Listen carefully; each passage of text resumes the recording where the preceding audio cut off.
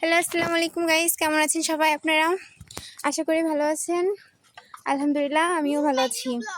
আজ নতুন একটা ব্লগ নিয়ে বা নতুন একটা ভিডিও নিয়ে আপনাদের মাঝে শেয়ার করার জন্য আসছি। আজ আমি আমার বড় আব্বাদের বাসায় বেড়াতে আসছি, তাই বড় আব্বাদের বাড়ির পরিবেশটা, গ্রাম্য পরিবেশটা আপনাদের কাছে শেয়ার করব। দেখেন, এই হচ্ছে আমার বড় আব্বার বাড়ি। কত সুন্দর গ্রাম্য পরিবেশ। আসলে গ্রামের মধ্যে কিন্তু গাইস প্রচুর রোদ, তো দেখেন এ হচ্ছে বাড়ির আঙিনা। দেখেন বাড়ির আঙিনায় কত ফলের গাছ। গ্রামের পরিবেশটা অনেক সুন্দর, সবুজ। দেখেন মাটিতে খালি পায়ে, খুশিতে খালি পায়ে হয়েছি। দেখেন গাইস, এ হচ্ছে দেখেন আপনার ঘেরের অবশ্য পানি শুকাই গেছে গরমে। বাড়ির পাশে গাইস দেখেন কত সুন্দর ফুলের গাছ, কত সুন্দর। এ দেখেন পাশেই ঘেরে মাছ ছাড়া দেখেন কত সুন্দর সুন্দর ফুল, এত সুন্দর সুন্দর ফুল।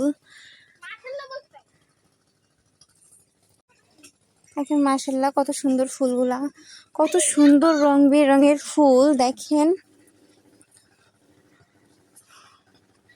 দেখেন সাদা, লাল, গোলাপি, কত সুন্দর ফুলগুলা। মাশাআল্লাহ, আল্লাহর সৃষ্টি কত সুন্দর। দেখেন গাইস, আমরা এখন এই ঘেরের পাড় দিকে যাচ্ছি কিছু নির্ভেজাল সারমুক্ত শাক তুলতে। গ্রামের পরিবেশের একটা অন্যরকম ঐতিহ্য। দেখেন এই যে এই শাকগুলা আমরা এখন তুলবো গাইস। দেখেন, আচ্ছা আপনারা কেউ বলতে পারবেন এই শাকগুলোর নাম কি, বা আপনাদের এলাকায় কে কি নামে পরিচিত, শাকগুলা কি নামে চেনে?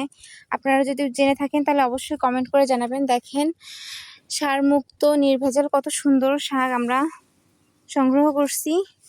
এই শাকগুলো ভাজি করলে নাকি অনেক সুস্বাদু খেতে। গাইস, আমার ভিডিওটা কেমন লাগলো বা আমাদের বাড়ির গ্রাম্য পরিবেশ কেমন লাগলো, আমার বড় আব্বাদের বাড়িটা কেমন লাগলো, অবশ্যই আপনারা কমেন্ট করে জানাবেন। আর আপনারা যারা শহরে থাকেন তারা চেষ্টা করবেন মাঝে মধ্যে এই গ্রাম্য পরিবেশে আসতে, গ্রামে ঘুরতে, গ্রামের এই সুন্দর অনুভূতিগুলো উপভোগ করতে।